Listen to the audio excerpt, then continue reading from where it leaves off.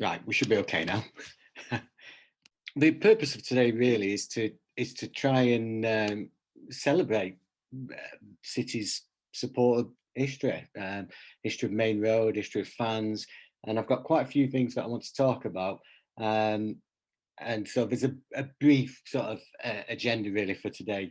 I'm going to start off by talking about Main Road itself and the sort of typical match day ritual that I remember from, well, from say the 80s, the 1980s. So I know some of you will have been attending City for a lot longer than I have. Some of you possibly never went to Main Road. You know, to be frank, it's 20 years almost since we moved from Main Road. So you have to be an adult to have attended Main Road. And not only that, but you have to really be well into your 20s or above to appreciate what Main Road was. And why it was so special to us. So I want to talk a bit about that, but I'm also going to talk about a few different areas where I think sometimes as fans, we feel a bit maligned these days by the way we're put across, you know, the empty ad, the media focus on us, all those sort of negative connotations. So I wanted to really talk about what we are or what we were and what matters to us. Bearing in mind that I know that every single fan is different. So there, whenever somebody stood up to say I talk for fans, quite often they don't. They talk for themselves or a small group or whatever. So no one can ever talk about what it's like to be a Manchester City fan in general. They can talk about what it's like for them personally, and hopefully today you'll get a taste of what I think. But I'm also going to talk about some of the history along the way as to why we do certain things the way we do, and some of the myths maybe about us. And for those that have heard me talk before, you'll know that there are a few sort of pet hates of mine, and some of those are clearly about the way we are portrayed, the way people talk about Manchester City, the way all those negative things. I won't go into them now. So let's celebrate. I know it's a difficult time in the world at the moment, but let's just think about the positives. Let's celebrate. Now, there is obviously there's a chat area. If you've used Zoom before, you know there's a chat area. So if you want to ask a question or whatever, comment in there, and I'll try to get to those at the end. But there's a lot to get through. When we get near the end, I'll try and look at that. If not, somebody try and raise a flag or whatever and nudge me, but let's take it from there. But certainly, if you've got any points, put them in the chat and we'll try and get something in. Okay, let's get cracking. So match day at Main Road. So I'm going to talk a bit about the sort of Main Road that you can see on the screen, really, which was for me that sort of classic Main Road. It's the Main Road that well, I was attending as a baby. I was, you know, as a young boy, I was there. My earliest memory is Rodney Marsh's debut in '72, but my dad was taking me before that. So the ground has changed a lot over those years. You know, I'm not saying that the way it looks today is on that picture is the way they always looked. It certainly didn't. But for me, that is sort of classic Main Road, really, with, you know, the sort of modern North Stand. And let's face it, when City left Main Road, the North Stand still seemed to be one of the more modern stands, even though we'd replaced the Kippax and the Platt Lane. the Kippax in all its old sort of glory, if you like, the Platt Lane stand, which is where I think I got my first taste, and certainly that's where I was when Rodney Marsh made his debut, and the main stand with the barrelled roof, but obviously there was a roof before that. So yeah, so that's classic Main Road. So let's start by the actual match day routine. And these images, I think we can all get a bit emotional about Main Road and about what it was. And these are photographs I took in 1987. I just pulled up. I got my new car, my first car, and I just pulled up at Main Road and started taking photographs with my old camera and capturing these scenes. And little did I realise then that the place would just disappear. It would just go. But for those that don't know, there's the souvenir shop in the top corner, the sort of view down Main Road towards the stadium itself, just on an ordinary street. I mean, how typical of football, really, but it's just an ordinary street. Certainly football then. And the back of the Kippax showing the turnstile wall and then the stand itself. So for me, back in 83, 84, I became a regular on the Kippax. Before that, I'd been in the North Stand, I'd been in the Platt Lane, occasionally the Main Stand if my dad had enough money to take us in there. But usually it was the Platt Lane or the North Stand. And then I started to go with my friends onto the Kippax. And so you'd get through the turnstiles and you'd see this banking, this incredible banking, really, in the back of the stand with those giant tunnels, those incredible tunnels that way back in 1922, 23, when we were designing the stadium, Charles Swain, the architect, recognised the need for those giant tunnels. And Wembley Stadium was built the same year as City, at the same time as City, by the same builders, but there were all sorts of issues at that very first FA Cup final that took place there. And so Charles Swain, in his plans, had always said you needed big entrances and exit gates. And basically, that's what he did. He did the tunnels in the Kippax, but there's also similar tunnels in every corner. You'll see pictures of those later. And you'd arrive at Main Road, you go through the turnstiles, you go either up the steps if you want to be in the sort of top corner, if you like, or you'd go through the tunnel. You can just, I don't know if you can make out on this picture really, but you've got the steps going up to the back, which were remodeled after the Ibrox disaster at the start of the 70s. The Kippax had to change its steps. So they rebuilt that staircase, but City being City, they decided they didn't want to remodel the other staircase that you can just sort of see on the left next to the police. You can see there's people actually sat on some steps.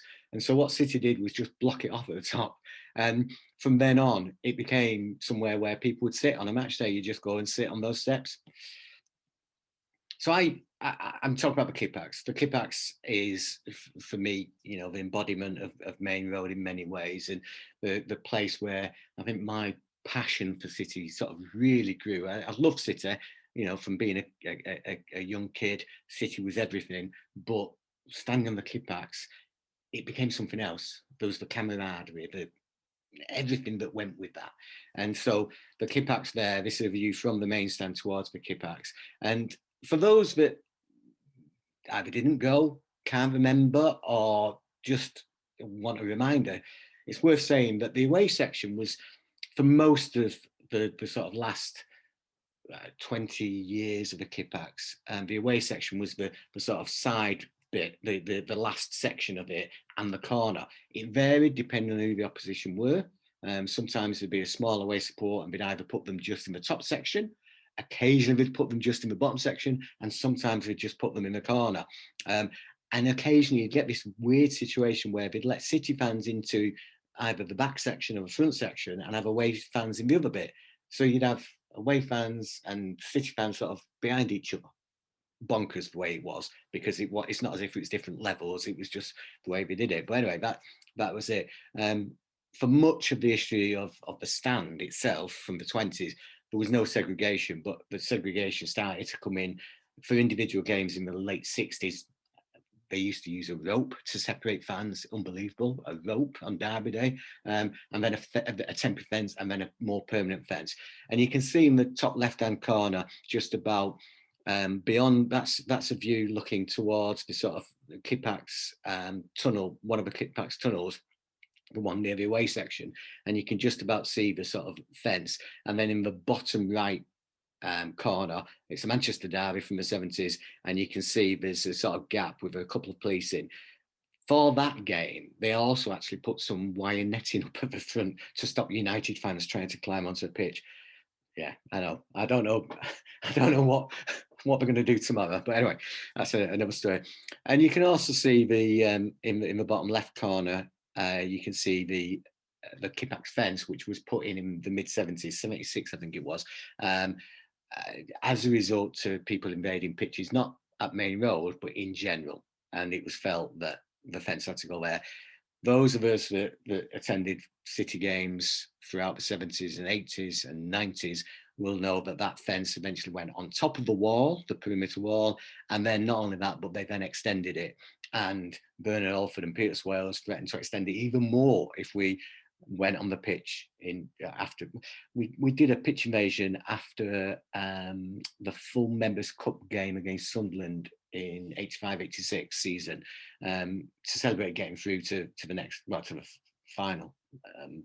And we did this pitch invasion, and after that, they basically threatened us and said, we'll build a 3-meter fence or something. It was ridiculous. Anyway, so that's the general match day sort of situation. I used to stand, like a lot of people, in what was sort of known as Chanter's Corner. So what first half, I'd stand in Chanter's Corner, which was the back section closest to the away fans, where the atmosphere was and the noise and everything else.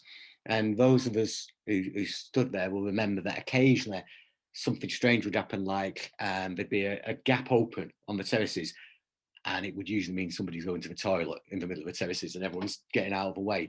Because once you got into the top corner, once you got into Chanter's Corner, you didn't want to leave, and you couldn't really leave. Second half, I tended to go to the bottom in front of that tunnel to watch the game. So here's another picture of the fence, and you'll see I've put the title there. We've got more in the Junior Blues. One of my favourite chants, you know. And these days we get all this empty ad nonsense, and I can that's another pet topic. We get all this empty ad nonsense. Back in the day, we'd be chanting, if somebody brought a small away allocation, we've got more in the Junior Blues, do-da, do-da. I better stop there, but anyway, you get the point. And we'd sing, you know, you should have come in a taxi and all this sort of stuff. And to be frank, we, you know, a lot of the away support was appalling back in the 80s. You know, you'd get, obviously Derby Day, you tend to get a bigger away allocation. Newcastle, I remember bringing a massive allocation, Sunderland at times, but you know, and obviously the Merseyside clubs to some extent, but a lot of the other teams would bring hardly anyone.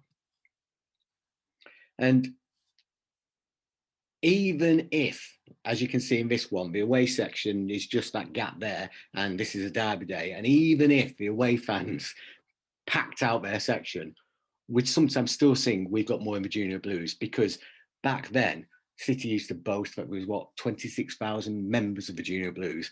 So even when we gave over 10,000 tickets to an away spaces to an away team, we still had more in the Junior Blues. So it was one of those things which chanted over and over and over again.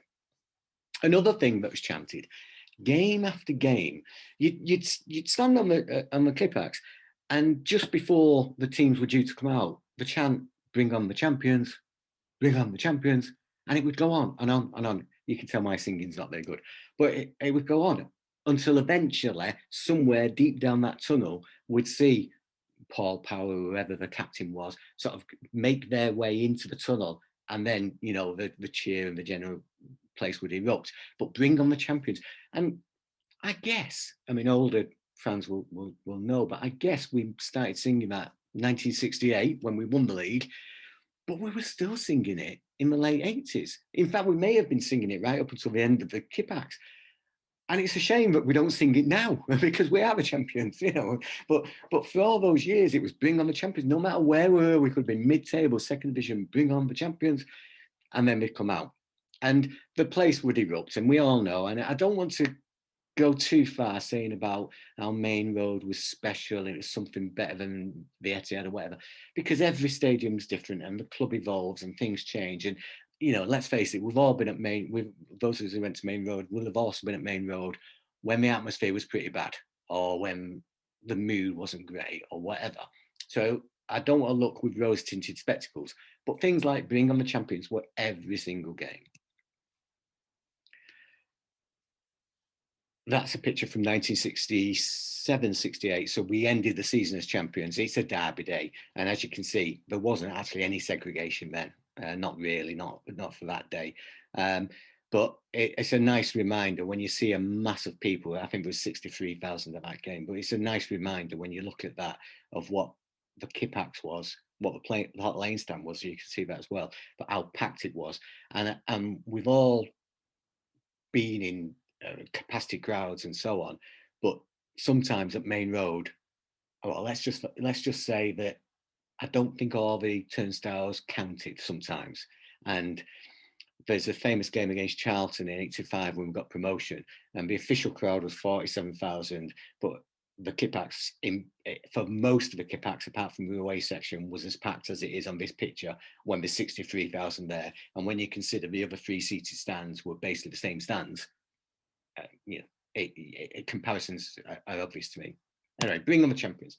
What we'd do then as well, once the team were out on the pitch, we'd have a song for every one of the 11 players and sometimes a substitute as well. But we'd have a song for every one of those players who was on that pitch, no matter who it was, you know, in Vardy or you know, even if it was just there's only one Clive Wilson. We did those songs. You know, Neil McNabb is here, he's there, he's everywhere.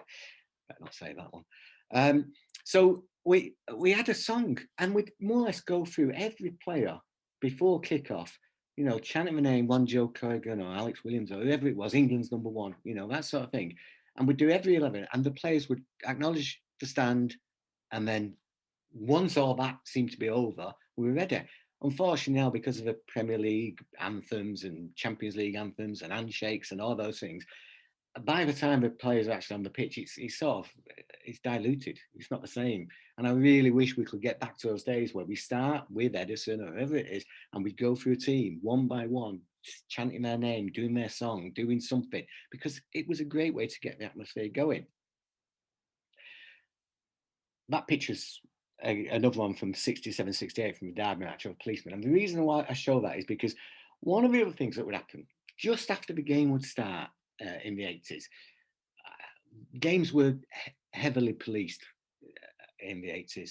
No matter what the crowd was, there tended to be quite a lot of police at Main Road. And just after the game had started, probably about 5 minutes, the way the match day operation was, that the police would move inside the stadium. They'd be outside, there'd be some inside the stadium, but they'd move inside the stadium, most would be outside, they'd move in. And I don't know if anyone can remember what we used to do. So here's the sort of view from the Kippax where I tended to stand and looking towards the Platt Lane stand. There's the segregation fence. And then what would tend to happen, that tunnel in the corner there, the police would come through there and they'd sort of march in front of a Platt Lane stand to take up their positions around the ground. And we would start to hum a tune.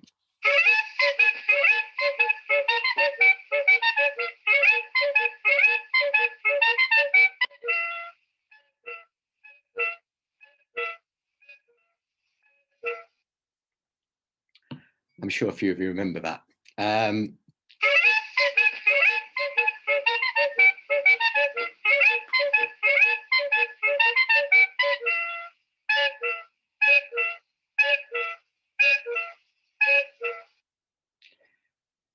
It was all part of the ritual.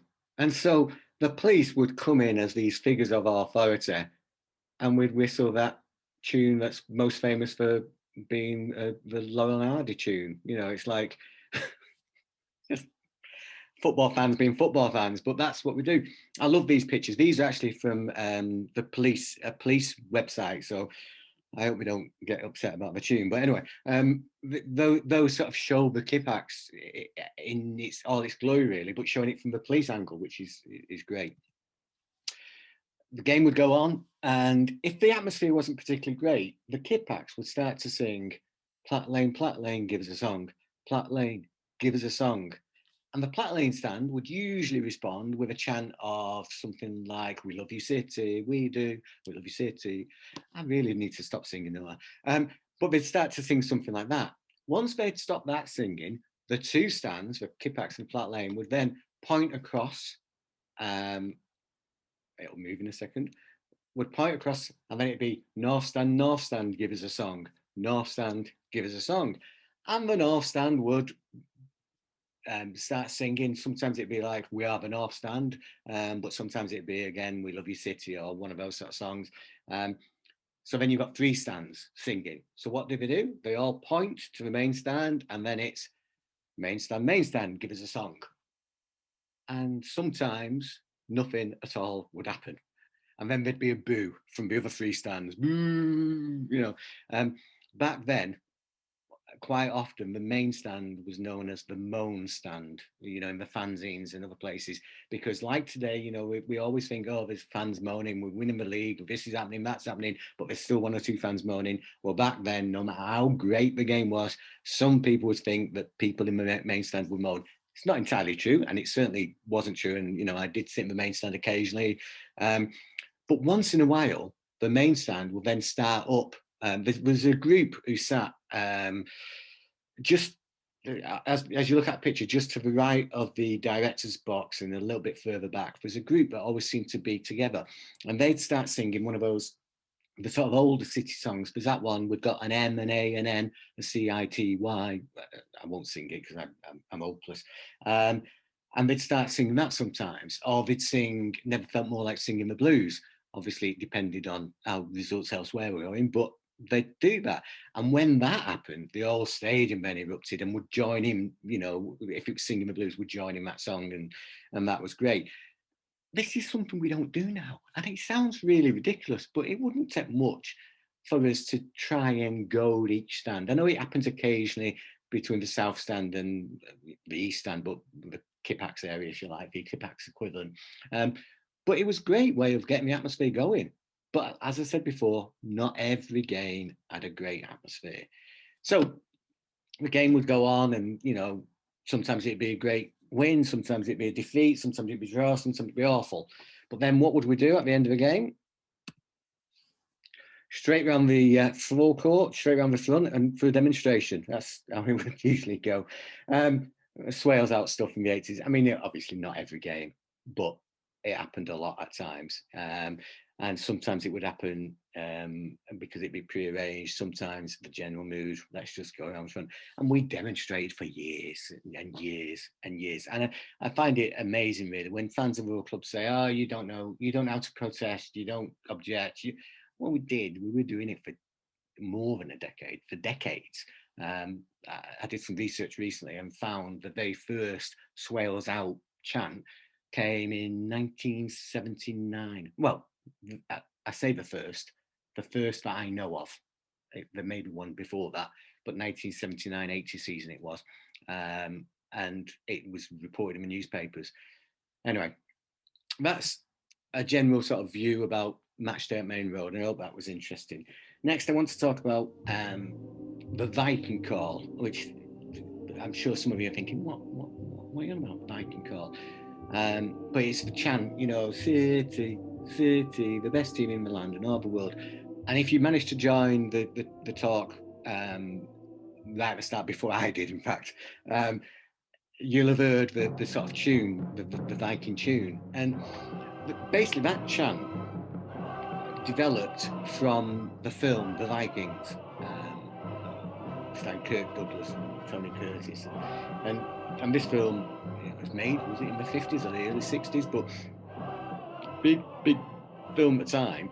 But that tune, which is so city, really, sort of came from that chant. And I remember it used to be that you'd go to an away game, and sometimes the key part of the chant used to be the city, The next bit, which is now the best team in the land and all the world, didn't really have any words for years.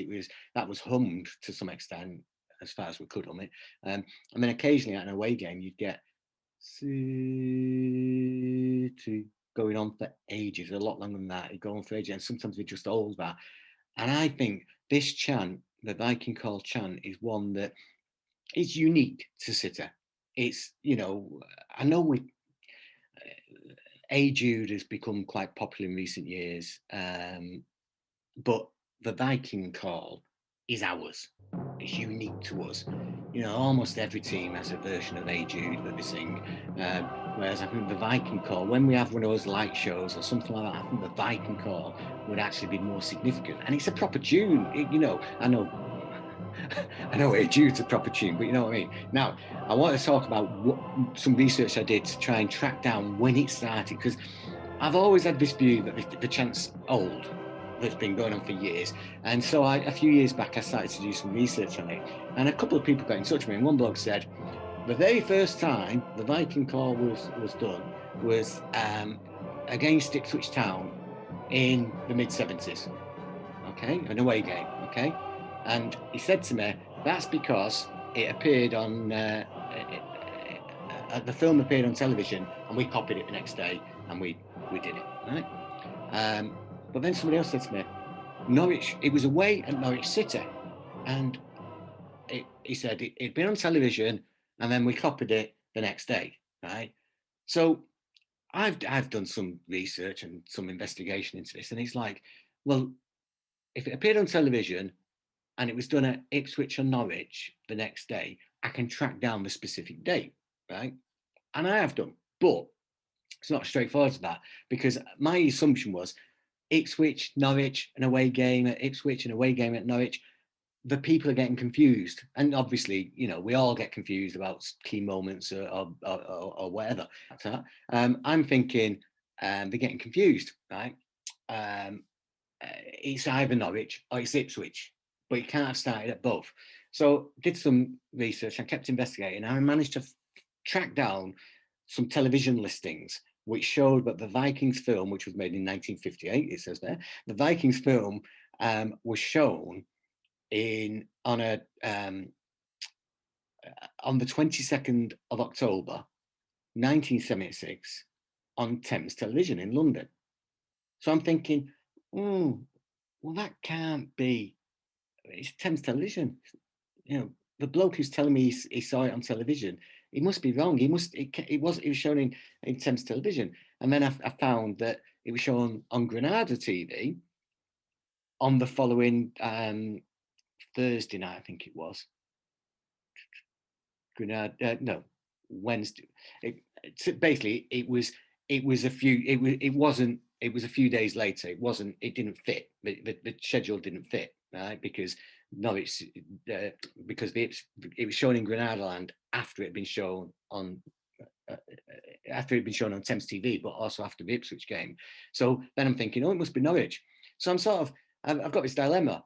I know it's shown just before, sort of the night before, or 2 nights before the Norwich game in Granada Land, and I know it was shown the night before or 2 nights before on Thames TV before the Ipswich game. What's going on? So I've got this dilemma. Is it Norwich? Is it Ipswich?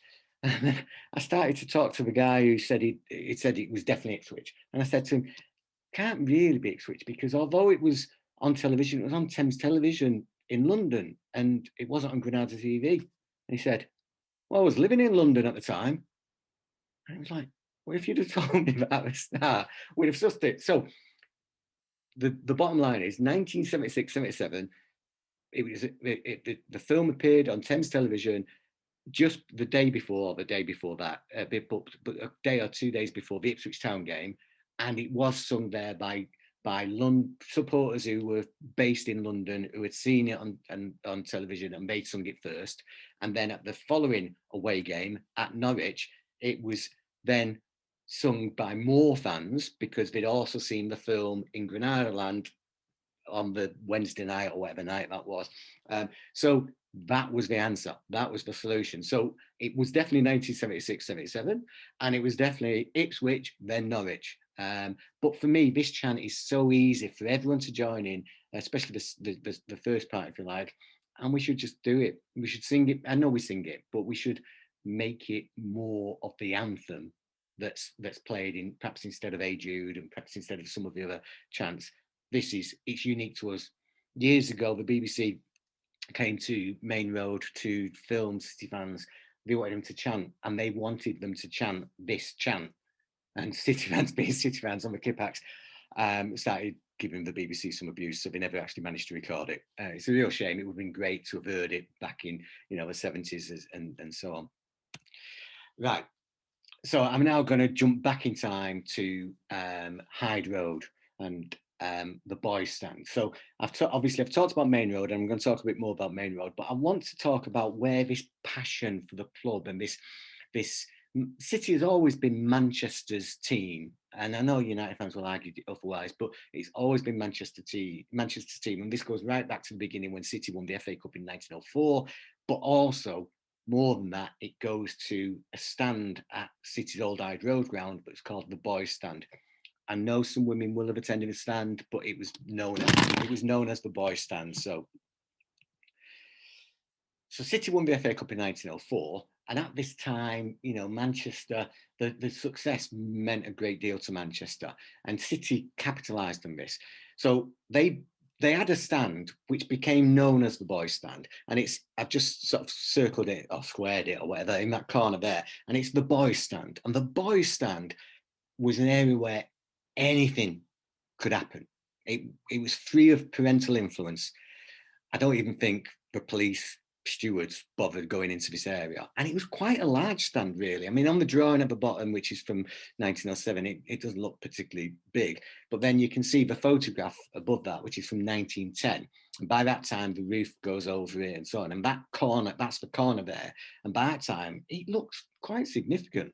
And they were free of all restrictions. I was fortunate in the 1990s and early 2000s to interview some elderly men in the 90s and beyond who talked about going to Hyde Road and talked about the Boys' Stand and talked about some of those moments back there. And there's lots of great stories. I haven't got time to go from all today, but there are some incredible stories from that period. And you can see in that picture, let me just jump back a little bit.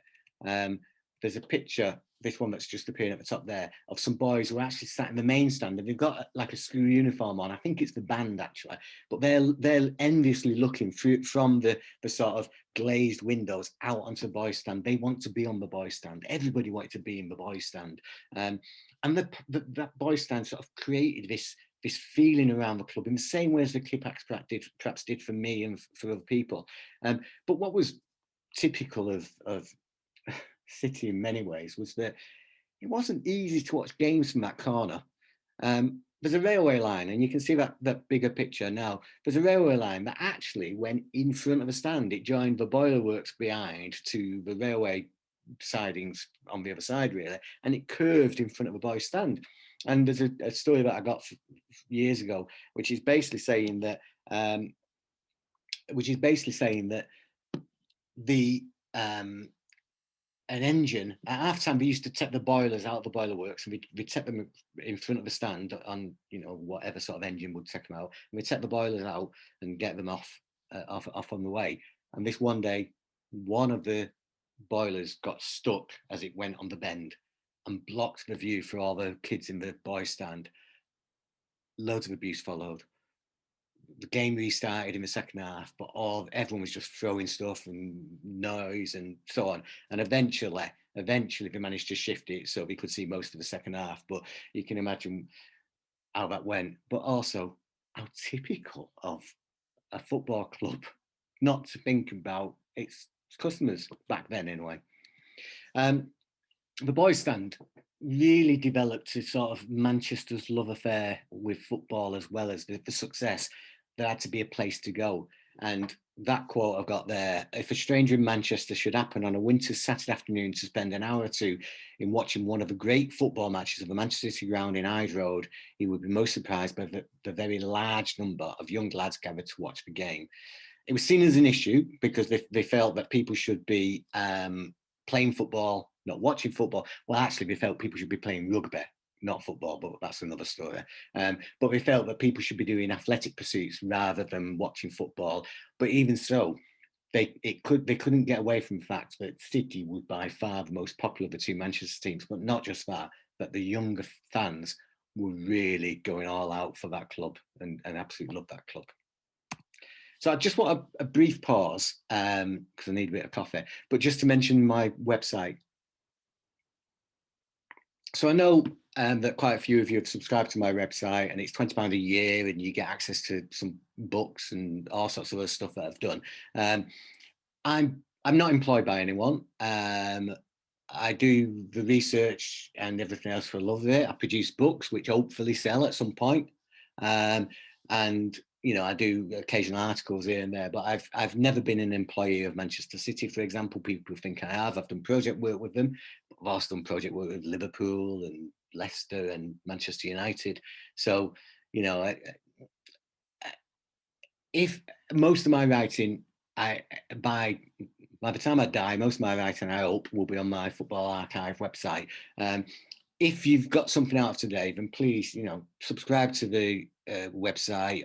Encourage other people to subscribe to the website. If this proves to be popular, I'm going to do more and more of these. If you don't want to do that, buy the Peter Barnes book or the City Women book that I've done, you know, the 1695, and you know, it all helps. Anyway, plug over.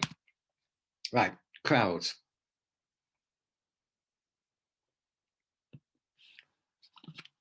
So City get this abuse for the, well, and any empty space that is spotted, City seem to get abuse for these days. Now, we all know that it's not a fair reflection. We all know that. So, but what I want to do really now is just talk a little bit about the size of City support throughout history. We're not, you know, people talk about history as if it's since 1992 when the Premier League started, or since 2008 or another day. Well, you know, City, like I said before, won a major trophy years before, before Manchester United, before Arsenal, decades before Arsenal and Chelsea, actually, and many of the other so-called giants of the game. And so that early success created a passion for football in Manchester, and City, being the better of the two Manchester teams, was the one that gained the support. The picture in the top right is Hyde Road, and those shadowy sort of figures on the roof are fans. It was a packed house. Official crowd would have been in 47,000 or something like that, but there's over 60,000 there for that day. I'm convinced. And the newspaper would joke about the passion of City's fans, you know, saying when that cartoon, when are the City people going to have a lift for spectators to go on the roofs of the stands, because everyone was recognising the old Hyde Road ground, even though its capacity was about 40,000, it was too small. United moved to Old Trafford in 1910, but their average dropped to 11,000 by the early 1930s. 11,000 people in a 70,000 capacity stadium, 75,000 capacity stadium, where City were getting, figures are difficult to prove, but we're getting, you know, 28, 30, 35,000 average in a 40,000 capacity stadium. So, you know, one other thing before I move off that one, sorry, I keep messing with my screen here, but you'll notice the cartoon on the left uses Citizen, the Manchester Citizen with a Y, as we do today. I could talk about nicknames. In fact, maybe I will do one day, but Citizen is actually a nickname that was used about the club from 1894 onwards. So crowds, 1923, because Hyde Road was just struggling, City moved. Now, there was a fire at the main stand at Hyde Road, the main stand burnt down, but that's not why they moved. They moved because the ground was too small. and they built this enormous stadium capable of holding 85,000. And within a year of that stadium opening, in fact, the very first season of that stadium opening, it attracted 76,166 for a game against Cardiff, FA Cup game, which was at the time the record crowd on any club ground. Bigger than any cup final that had been played at Old Trafford or at any other ground. It was by far the biggest crowd of any team. So City held that record from 1924, and it was beaten 10 years later by the 84,569 record crowd, which is still City's record crowd, which means that City have held that record crowd on their club ground.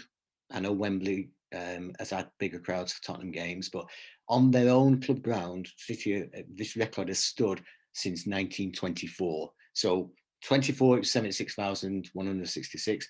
34 is 84,569.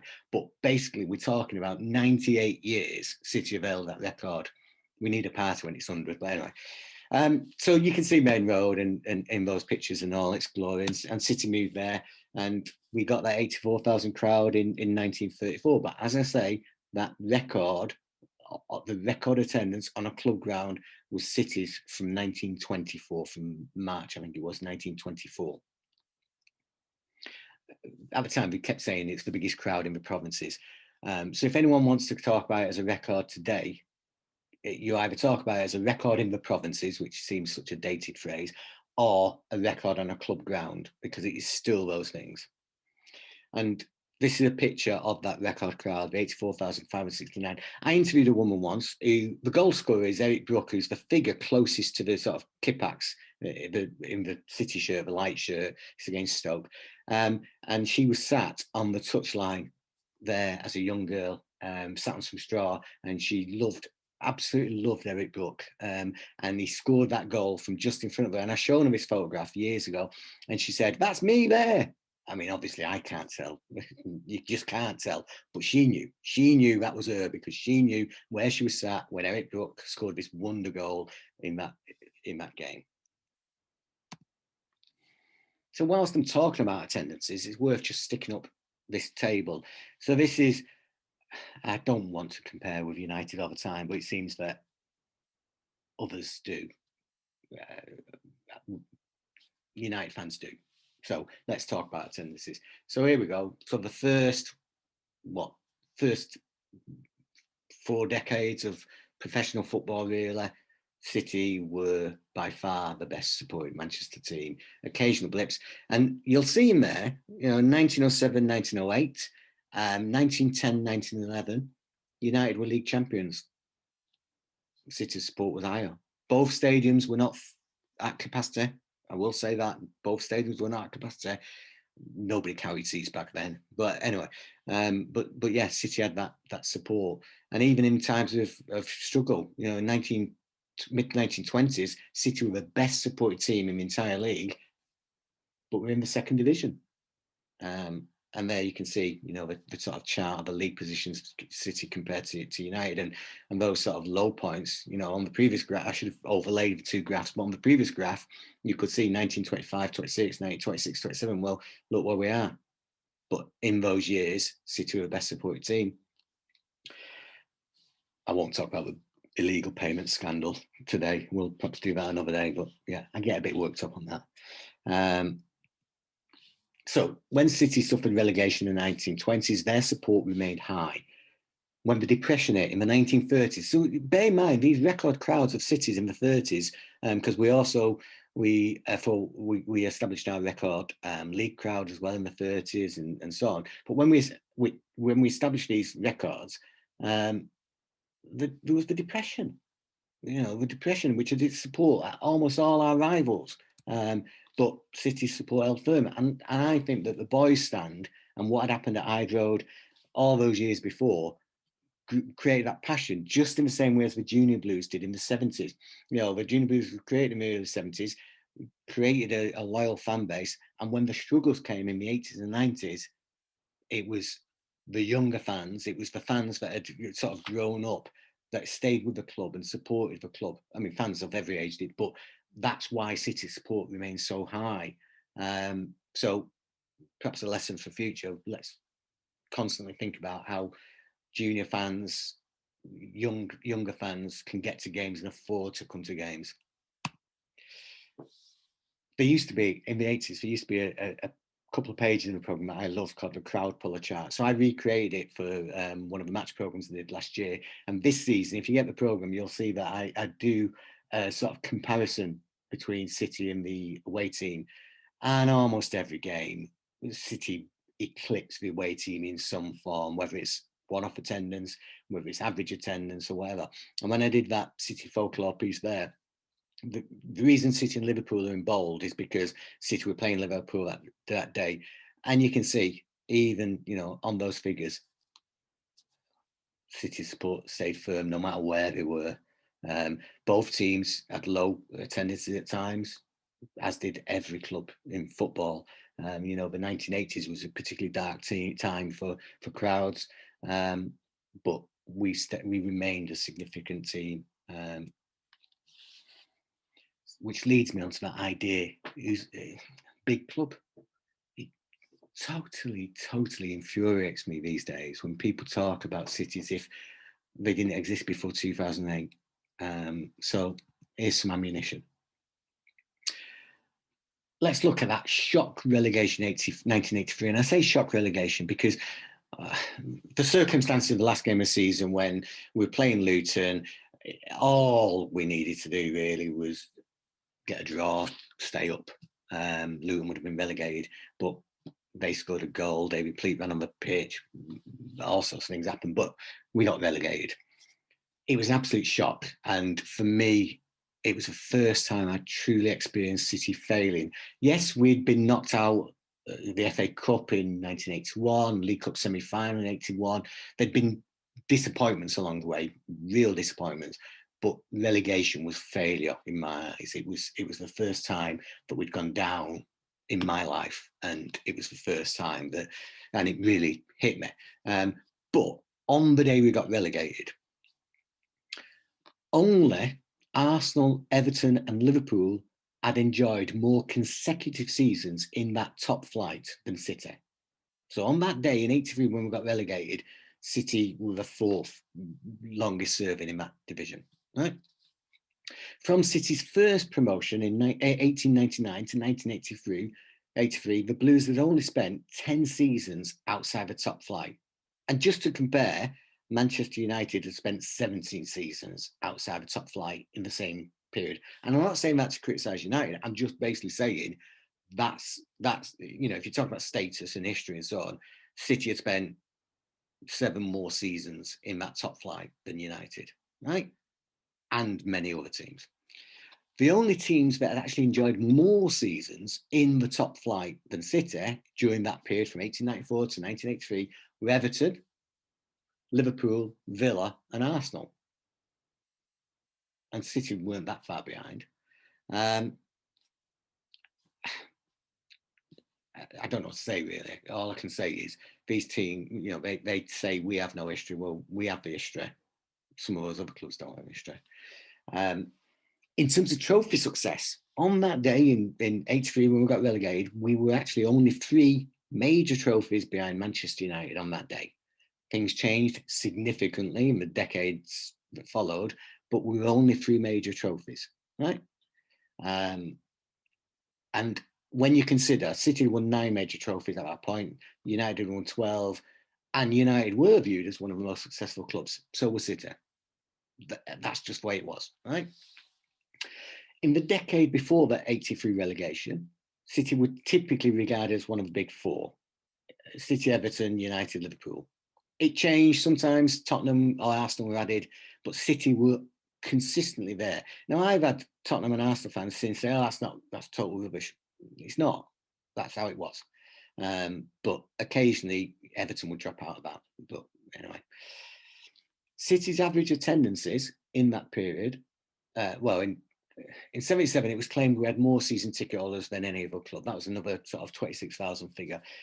I'm not entirely convinced that's correct, but City did have a considerable amount of season ticket holders, and there were reasons for that. The City did all sorts of good deals and so on, and you could pay in March and get it at a discounted rate and so on. But City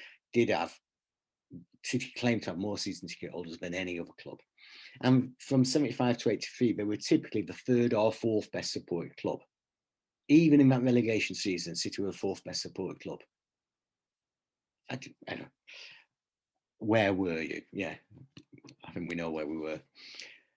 So that the figure about seasons in the top flight, and you can work out yourself. If United during that period had spent 7 seasons less than City in the top flight, when did they overtake us? Well, it wasn't till the end of the 90s, the late 90s, when we our worst ever period. So at our worst ever period, United had only just eclipsed City's period in the top flight. Songs and chants, and I'm conscious that I'm still talking, and I can go on for hours. But anyway, songs and chants. We do have a rich history of music connected with City. That cartoon is from the 1920s, when the band used to get carried away. They had a drum major who was constantly doing all sorts of ridiculous things. And I like the last bit. It says, if City beat United next Saturday, he's sure to burst the drum. I wonder what he thinks if we win tomorrow. But anyway. There were a number of songs written about the club over the years. So there's one here called Up the Blues. I'm desperate to find the actual music for that. I've got the words. There's the words. If anyone knows how to work it out, I've been in touch with music experts, a composer, and they think they know roughly how it would go, but we don't know for certain. So if anyone can work it out, great, get in touch. But these sort of tunes, City were having songs written about them. That one's in the 40s, 1940s. If anyone remembers the tune as well, get in touch. But there was one in the 20s I found reference to a song that had been written about the club. But the trouble was, it gave the name of the song, but it didn't give any other information. And there's no, in music archives and so on, there's no record of the music, the words, anything really. So it's just this mention in this newspaper, which is frustrating. But we had songs, which then leads on to who said City couldn't play. Now, this is a chant that developed. It developed in the 30s, but it could potentially have developed in the 20s. It's based. The tune is that one. What a rotten song! What a rotten singer too. I think. But you can sort of trace back the origins of some of these tunes and when they were developed and so on.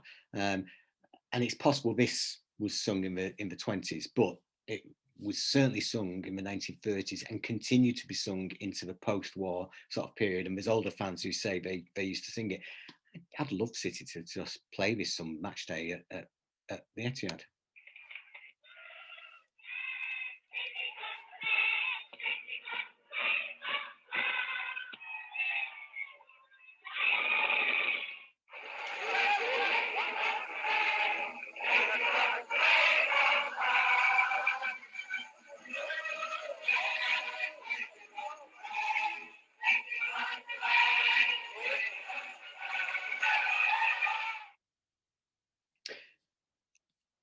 It was the films and the recordings of it are mostly women and children singing it, but it was sung on the terraces by everybody.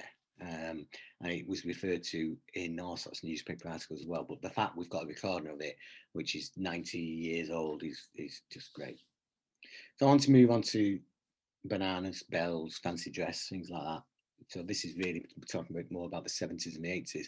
And the banana craze, I'm getting a bit frustrated how the story of this has changed and a myth's developed. And so I've got to mention it. And I don't want to burst anyone's bubble about this, but the banana craze was something incredible. And the truth is that a guy called Frank Newton, who I mentioned in my first book way back when, 1989, Frank Newton was the guy who brought the first inflatable banana to a City game. During that period, the banana boffin, as it says on there, and he just did it. He just did it. There's a number of stories that he's told over the years, but he just did it because he could, basically. And that after he brought his first inflatable banana, gradually other inflatable bananas started to appear. And I remember being at a game when there's about 3 or 4 of them, and everyone was laughing about it and so on. And let me just get that back. And everyone was laughing about it and so on. But gradually the bananas increased in numbers and increased in numbers and increased in numbers. And then after a while, we had a player called Imre Varade, and there was a chant. There's a number of chants with Imre Varade's name, and I started to sing one before. Imre Varade, Imre Varade, Imre Varade. And someone realised that Varade, banana, similar number of syllables, and so the chant got twisted. I think it was a game where Imre Varade wasn't playing, actually. The chant got twisted because we loved the chant. It was a chant we absolutely loved doing. And I loved Imre Varade, but the chant was twisted to say Imre Banana so that we could sing it because Varade wasn't playing. So Imre Banana, Imre Banana. And that's how it went. And that became the chant. The banana craze was not started as a tribute to Imre Varade. But what happened was Granada TV did a feature one day about the banana craze. And they were advised by a club official, I won't say who it was, but a club official who didn't understand. All the club official knew was we were making a bit of money out selling bananas. But he didn't really understand. And this club official, he said, and it was a man, he said that it was a tribute to Imre Varade because all the fans love him. Well, we did love him. We did love Imre Varade, but it wasn't a tribute to Imre Varade. It just, his name was similar to banana. The banana craze was separate. The chant was influenced by Imre Varade because that was the Imre Varade chant, and so it became Imre Banana, the chant. And Granada TV did this film report, and they said it was a tribute to Imre Varade, and then that started this little myth. But fanzines at the time criticised that Granada piece, saying they don't know what they're talking about, which they didn't. It wasn't that, and so on. And so people were saying it's absolutely not that. They're separate, right? They're separate. It's coincidence, if you like, and it's a good chant. That's why it's done, but it's not a tribute to Imre Varade. No matter how much we love him, it's not a tribute to Imre Varade. And it sort of died. And then, unfortunately, the Granada TV clip is now on YouTube, and everyone treats it as absolute fact, not knowing all the backstory and everything else that goes with it. And so recently, Manchester City, other people, I won't say who, but other people have spread this notion that it was a direct tribute to Imre Varade, and he's been quoted as saying he feels honoured by it, and it just wasn't that. And I love Imre Varade. He was a fantastic player for us. He was one of my heroes, but it's separate. And myths in football are something that drive me mad. So, in tomorrow's Manchester Derby programme, I've done my piece is about the origins of football in Manchester. So I'm talking about the teams before City and United, and then I'm talking about St Mark's, who became City, and Newton Heath, who became United. And so in that, I'm sort of spelling out when St Mark's first game was, when Newton Heath's first game was. And you will hear lots of people say that Newton Heath played in 1878. There's no evidence Newton Heath ever played before November 1880, 1 week after St Mark's played their earliest known game. So one of the myths is about this history of football. Well, in tomorrow's programme, hopefully that'll help paint the correct picture. But there's loads of these myths, loads and loads of these myths that develop. And unfortunately, it's quite often either somebody trying to tell a story or somebody just misreading something. And I've made mistakes in lots of things I've done. We all make mistakes. But when the myths start to become the truth, it's not right, because it's not fair on people. Anyway, enough about that. The banana craze was fantastic and was brilliant, and led to there's the Stoke fancy dress game, which the fanzines sort of really promoted and developed, and we had over 12,000 fans. That's the picture I took. I was dressed as the Hunchback of Notre Dame that day. That's a photograph I took from my place on the seats above the sort of standing section at Stoke. But we had two sides of the ground, over 12,000 fans in a 24,000 capacity stadium, well, 24,000 attendance. The players ran on with a picture inflatable bananas, and it was just incredible. And it did not get the sort of coverage it should have done. Now, at that time, if City fans had rioted, it would have been a major news story. But when football fans do something positive, nothing or very little, and it's a real shame. And there was this film of the bananas at various games, but it really was impressive and really was significant. One of the other things, bells. A lot of people remember Ellen Turner. I interviewed Ellen years ago. She's a wonderful, wonderful fan who had been going for many, many years. And Helen used to take a bell and ring it. It was a tradition that had been going for many, many years. I think certainly in the 40s, but I think before that, people used to set bells for games and just ring the bell. But Helen kept that tradition going until she became known as Helen the Bell. Helen the Bell. She also used to do a lot of the supporters travel. And for those that used to go to away games, if you're going on the coaches,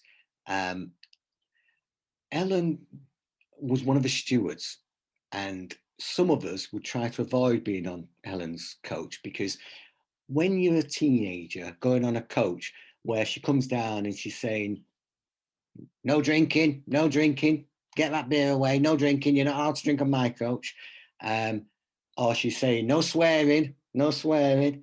Or things like, I'll tell your mum. Well, you'd say that, she doesn't know me, mum. But you'd start to think, wait a minute, it's Helen. Helen knows everybody. You never know, do you? So you'd want to be on somebody else's coach. And I'll tell this story. I wasn't going to tell this story, but I'll tell this story. Years ago, Eric Alexander, who used to be the chairman of City in the early 70s, he followed his father as chairman, and he was the last chairman before Peter Swales. And a lovely, lovely man, unfortunately died not so long ago, really. And Eric was part of the family that had been involved with City from the beginning, and was a wonderful man in many, many ways, and never got the credit for everything he achieved at City. But Eric told me this story how he had to go to Manchester Royal, and Helen used to have a flower stall outside Manchester Royal, and he had to go to Manchester Royal, and he didn't tell me what for, but it was something personal, right? And he wouldn't say quite what it was, but it was something that he didn't want broadcasting. And he told me the story. He said, and he was a director of City at the time. Years later, he's telling me the story, but he was a director at the time. He had to go to the hospital, and he said, as I approached the hospital, I realised Helen would be outside the front with her flowers. He said, so I decided to go in by a sort of side door and have the procedure done. Right? Okay. Right. So anyway, he went in by the side door, was convinced he'd avoided her. And then after he'd had this procedure, he's lying in bed, and suddenly the hospital ward door opens. Ellen comes bouncing in, and she says, here he is, here's Mr. Chairman. What have you had done? She picks up his notes. Oh, you've had that done, have you? and he said it was the most embarrassing moment of his life. But I think Ellen did know everybody, and Ellen was allowed, directors would let her just go anywhere at the club. Fanzines.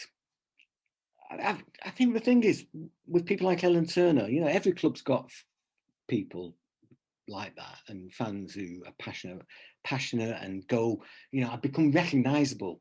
And without them, what would any football club be? Anyway, fanzines. Today we have forums, we have Twitter, we have social media, we have a million and one things, loads of ways of finding out each other's views, loads of things we can do. But back in the 80s, we had no voice until the fanzines came along, and was Blueprint, King of Kippax, Electric Blue, and so it went on and on and on. And it was those fanzines that gave us a voice. And King of the Kippax is still going strong. You have to subscribe to it now, or order it online, or whatever, and postage. You can't get out of the ground because it's become too difficult to sell, and so on. But everyone should support King of the Kippax. Fanzines really gave us a voice when we did not have a voice, absolutely no voice, and they promoted stuff. And today, I'm sure there are some officials at various clubs around the country who wish fans didn't have a voice again. Well, you know, thanks to fans, a lot of things happened, a lot of things changed. The way football was at times in the 80s was unbelievable, and we all know about the disasters that happened, and the Bradford fire, and Hillsborough, and so on. And it was only really through fans that things started to change. There's been a lot of spin about the Premier League and the money that it's brought in and so on. Well, football was already getting a lot of money. Television deals were already in place before the Premier League. Each year, the television deal was bigger than the previous one. If clubs wanted to improve facilities, they could have done. It was that sort of pressure and those disasters, unfortunately, that changed things. The City flag. And I know this is a whistle stop. I know I'm jumping around and I'm talking about this, that, and the other, but I hope someone's enjoying it anyway. The City flag. So there was a flag at Main Road from the moment the stadium opened right the way through into the 1960s, when we believe it was stolen by fans of a certain club that plays in red but doesn't come from Manchester. Actually, a certain team that comes from the other end of the East Lancs, I should say. That's the story. But this flag existed above the popular side, the Kippax at Main Road, and then when the Kippax roof was put on, it was moved to the north stand at the scoreboard end, as it was then. I think it goes back to before that, because this flag at Hyde Road in 1920s, which, well, that's 1905, in fact, that picture. But there's a flag at Hyde Road there, and it was often referred to in the city, in the newspapers. Amazing that newspapers would spend time and space talking about a flag at a football ground, but City's flag became quite well known, and it was floating above the popular side. It was there in the 20s. It was there at various other times, and again, it's one of these things that it was actually, for older fans, older generations, it was something that was really popular. In fact, so popular was it that in the 1930s, City had the relegation season at the end of the 30s. City had an incident where somebody took the flag down, right? Put it at half-mast. And it was like, how can you put the flag at half-mast? And it became a major incident. It was talked about in the newspapers. And this is a page from the City match programme, because it was seen as being totally disrespectful that somebody had taken this flag and put it at half-mast. It was supposed to be a joke because City had not been doing as well as I had hoped, but there it was. But this was an impressive part of the ground and the feature, and I'd love us to create another City FC flag. The supporters club. So our supporters club was founded in 1949, but the roots go back much, much further. We're talking almost 100 years ago now. In the 1920s, a supporters club was established. An official supporters club was established in the 1920s. A guy called Bob Roden. I've done loads of research on this. And Frank Swift received a motorcade send-off in 1948-49 before the current official supporters club was supposed to be founded, but it was the official supporters club. 1947, 1948, you can see some of these branches. Denton branch, still going strong. So there are branches that are still going strong that existed before the supporters club was founded. So there's a dilemma there. It seems back in 1949, there was some kind of disagreement and the committee split, but only in the same way as, I guess, in the 1990s, the committee split and the Independent Sports Club Supporters Association was formed, which became the Centenary Supporters Association, and eventually the two got back together. So I would like to think that the Supporters Club should start recognising what had gone before it, because 100 years, which is almost is an awful long time for any organisation, and it's certainly a long time for sports organisations. This page from Manchester City match programme is from 1938-39. if you've got a supporters club page with an address and with details and with that in 1938-39 in the match programme, it's official. It's absolutely official. So I really wish that we'd start to recognise those early years, because I suppose it's difficult because we've had the 70th celebrations and so on, but it just feels like with a lot of the things that we do sometimes, we downplay our history. Other clubs over promote, and we sort of go downwards. I've lost my phrase, but anyway, we go down. It's a couple of pictures connected with supporters club. I remember back in the 80s again, and 70s as well, those parades that used to take place around the pitch, Virginia Blues parade, the supporters club parade. So before typically the last game of the season, or maybe a couple of games before the end, each branch would go around with banners and so on, parading around the pitch. And we had a vast number of supporters club branches back then. And I think now it would be another really impressive aspect of the club if we could show that, that the supporters club isn't just about a certain segment of fans. It's about a lot of fans spread all over the world from all different backgrounds, with all as diverse as you can make it. And I'd love us to celebrate that by having one of those parades. So I have talked for a long time, and I'm really grateful to everybody for listening to me. I'd just like to say a few final points. I mean, I'm gonna look at comments to see if there's any questions, or if anyone's got anything we want to discuss. But I would like to say that fans have been absolutely crucial to Manchester City since its formation. We've been loyal, we've been dedicated, we've been a hugely popular club. Very few clubs can match. And yes, there are teams that had high average attendances. There are teams that have taken millions to games in other countries or whatever, whatever hyperbole gets said these days. But how many have done what City have done? How many have gone to the level, the depths and the successes that City have? How many? And every club's fans should be celebrated. So it really upsets me when any rival criticises City's fan base, because every support should be applauded. It's not always easy to support a football club. Kick-off times change, admission prices go up, COVID, all sorts of issues that can affect people, family issues, whatever. But for clubs, or a club like City, to generation after generation after generation have so many high points is significant. And I'm sure most City fans agree. And I wish that most football fans in general would agree. So thanks for listening. I'm now going to try and find the comments area, because it seems to have vanished off on my screen. I've had a few technical problems today. So let me just stop sharing the screen for a minute. Right, so I'll flick through and see if there's any comments in the comments area that are worth talking about. I'm glad I see we've got people in Sydney, in America, we've got people all over the place. So I really appreciate, because I know that the times are strange. I'm still suffering with jet lag. I was in California a few days ago, and I'm still suffering with jet lag. So apologies if my thought process has not been great.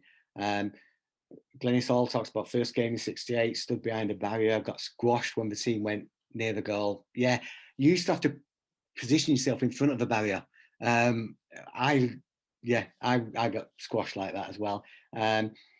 Comments about the chants, bring on the champions, Lauren Hardy theme.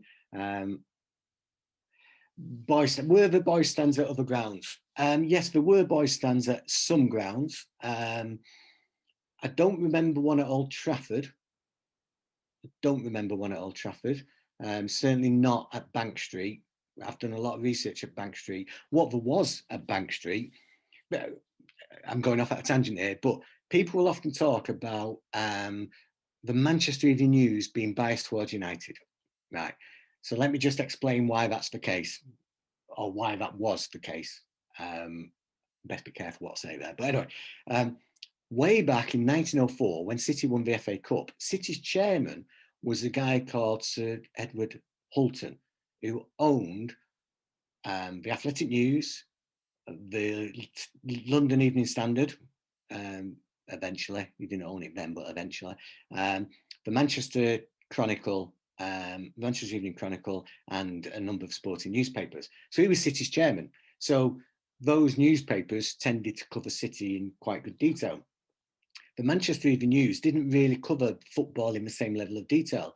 But what happened in 1902, I think it was, Manchester United, when they became Manchester United, offered the Manchester Evening News space at Bank Street, at their ground, Bank Street, as an office. Basically, the Manchester News had an office at United's ground, and that meant that from that point on, the Manchester Evening News was perceived as a United paper, and the Manchester Evening Chronicle was perceived as a City paper. Eventually, the two newspapers merged and so on. But anyway, but yeah, in terms of boys' stand, Bury actually had a boys' stand. Quite a few comments about Helen. Yeah, Coach A. Yeah, it was always Coach A. You had to avoid it like the plague. I mean, she's a lovely woman, but she'd also come round wanting a collection for the driver. And when I was 16 on a YTS, I'd spent all my money getting to away games. I couldn't afford to give the driver another pound and give us a pound. I didn't have it. Okay, I think that's roughly it. Lots of positive comments. Thank you very much. Blue Moon. Somebody's asked about Blue Moon. Yeah, City didn't sing Blue Moon up until 89. The first time I think it was sung, and again, I'm always reluctant to say the first, but the earliest known time was the first away game of the 1989-90 season at Anfield. City fans were kept in at the end, and before they were allowed out, there's a couple of sort of City fans who started singing Blue Moon in a sort of melancholy way, and then it sort of developed from there. Crewe Alexandra used to sing it quite often. Unfortunately, I do not have a decent colour photo. There's some colour film of the City flag. We've got a black and white one, but I know it's basically sky blue and white with edging, which may be maroon. Okay, I think that's probably about the end of those. So I'll put share screen on. I'd like to thank you all for attending. I'd like to thank you all for bearing with me. I know I've gone on and some bits may have been boring, some bits may have been interesting, I don't know, but I hope you've enjoyed it, and thank you for your time.